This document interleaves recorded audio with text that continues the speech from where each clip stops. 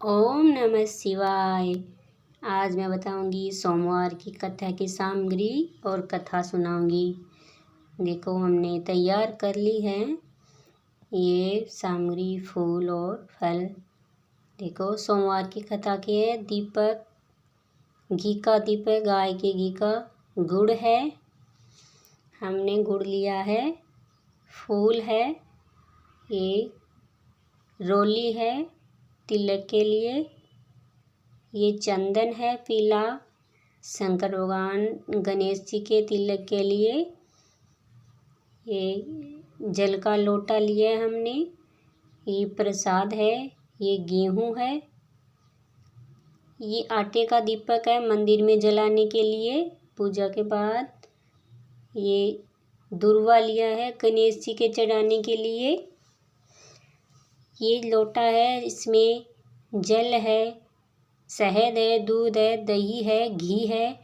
ये हम शंकर भगवान के अर्पण करेंगे। ये केले है, ये धतूरे के फूल है, धतूरे चढ़ते हैं शंकर भगवान के। ये चावल है, रोली मोली है, ये बेलपत्र है। इतनी सामग्री हमने ली है। ये थाली में स्वास्तिक बनाया है हमने, ऊपर जल का लोटा रखने के लिए। थाली में स्वास्तिक अच्छा रहता है, बनाना चाहिए घर में पूजा करने से पहले। हमने ये इतनी सामग्री ली है पूजा में सोमवार के लिए। आप अपनी श्रद्धा अनुसार ले सकते हो, आपके पास जितनी हो। फूल और फल, गुड़, ये दीपक, ये तो होनी चाहिए पूजा में। ये पाटा है इस लकड़ी का, ये पाटे के ऊपर सारा सामान, ये सामग्री रखी है हमने भगवान की फोटो के सामने। अब हम कथा सुनाएंगे शंकर भगवान की। हर हर महादेव। एक साहूकार था, उसके घर में धन की कमी नहीं थी, फिर भी वह बहुत दुखी था क्योंकि उसके कोई पुत्र नहीं था। वह इसी चिंता में दिन रात दुखी रहता था। पुत्र की कामना के लिए वह प्रत्येक सोमवार को शिवजी का व्रत पूजन किया करता था। सायंकाल मंदिर में जाकर शिवजी के सामने दीपक जलाया करता था।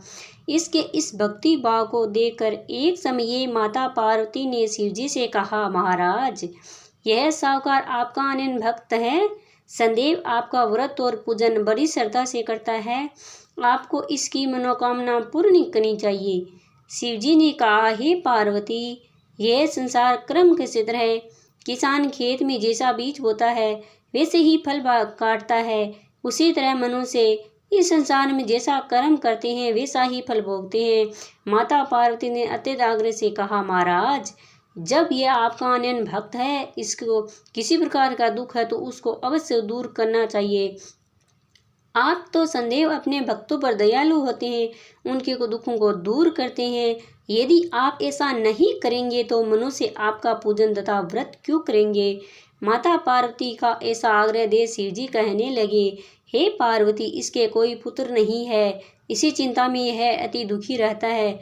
इसके भाग्य में पुत्र न होने पर भी मैं पुत्र की प्राप्ति का वर देता हूँ, परंतु वह पुत्र केवल 12 वर्ष तक जीवित रहेगा, इसके पश्चात मृत्यु को प्राप्त हो जाएगा। इससे अधिक मैं और इसके लिए कुछ नहीं कर सकता। माता पार्वती और भगवान शिव का यह वार्तालाप सुन साहूकार सुन रहा था।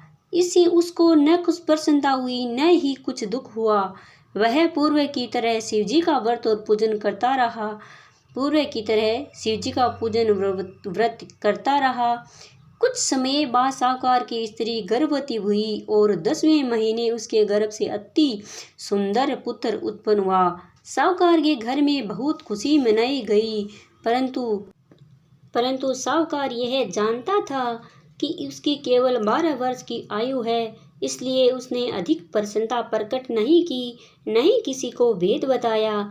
जब वह बालक 11 वर्ष का हो गया तो बालक की माता ने उसके पिता से उसका विवाह करने के लिए कहा। साहूकार ने कहा, अभी मैं इसका विवाह नहीं कराऊंगा, मैं अपने पुत्र को काशी जी पढ़ने के लिए भेजूंगा।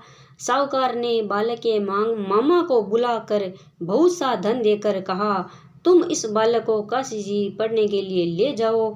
रास्ते में जिस स्थान पर भी जाओ, यज्ञ करते ब्राह्मणों को भोजन कराते तथा दक्षिणा देते हुए जाना।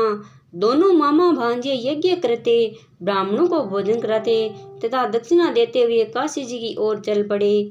रास्ते में एक नगर पड़ा। उस नगर के राजा की कन्या का विवाह था, परंतु जो राजकुमार विवाह कराने के लिए आया था वह एकांक से काना था। उसके पिता राजा को इस बात की बड़ी चिंता थी, कहीं राजकुमार को देख राजकुमारी तथा उसके माता पिता विवाह में किसी प्रकार की अड़चन पैदा न कर दे। जब उसने सेठ की अति सुंदर इस लड़के को देखा तो मन में विचार किया, क्यों न द्वारचार के समय इसी लड़के से वर की सारी रस्में पूरी की जाए। ऐसा मन में विचार करे राजकुमार के पिता ने उस साहूकार के लड़के और उसके मामा से बात की वे राजी हो गए। फिर उस साहूकार के लड़के को वर के कपड़े पहना कर तथा घोड़ी पर बैठा कर कन्या के द्वार पर ले गए। कार्य संपन्नता से पूर्ण हो गया। राजकुमार के पिता ने सोचा, यदि विवाह कार्य भी इसी लड़के से कराए तो क्या बुराई है। ऐसा विचार कर लड़के और उसके मामा से कहा, यदि आप फेरू और कन्यादान को भी काम को भी करा दे तो आपकी बड़ी कृपया होगी, मैं इसके बदले में बहुत सारा धन दूंगा। दोनों ने इसे भी सहज स्वीकार कर लिया। विवाह कार्य में बहुत अच्छी तरह संपन्न हो गया। सेठ का पुत्र जब जाने लगा तो राजकुमारी की चुंडी के पल्ले पर लिख दिया कि तेरा विवाह है तो मेरे साथ है, परंतु जिस राजकुमार के साथ तुमको भेजेंगे वह एकांक से कान्हा है। मैं काशी जी पढ़ने के लिए जा रहा हूँ। सेठ के लड़के के जाने के पश्चात राजकुमारी जी जब अपनी चुंडी पर ऐसा लिखा पाया तो कान्हे राजकुमार के साथ जाने इनकार कर दिया। उसने अपने माता पिता को सारी बात बता दी। कहा, यह मेरा पति नहीं है, मेरा विवाह इसके साथ नहीं हुआ है। जिस वर के साथ मेरा विवाह हुआ है वह तो काशी जी पढ़ने के लिए गया है। राजकुमारी के माता पिता ने अपनी कन्या को विदा नहीं किया। बारात वापस चली गई।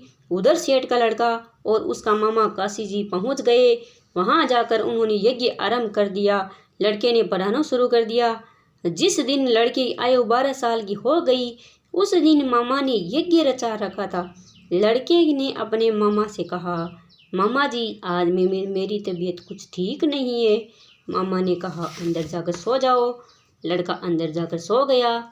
थोड़ी देर में उसके प्राण निकल गए। जब उसके मामा ने आकर देखा उसका भांजा मृत पड़ा है तब उसको बड़ा दुख हुआ।